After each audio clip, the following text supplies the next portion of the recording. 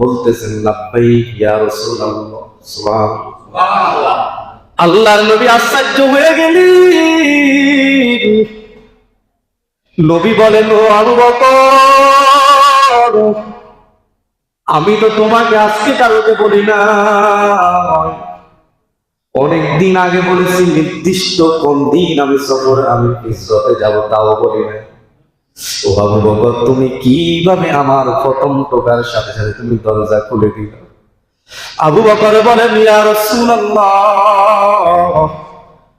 আপনি যেদিন বলেছেন হিজরত সময় হয়ে গেছে, হিজরত করতে হবে, সেদিন থেকে আমার এই পিঠটা আপনার আমার বিছানার সাথে লাগে নাই।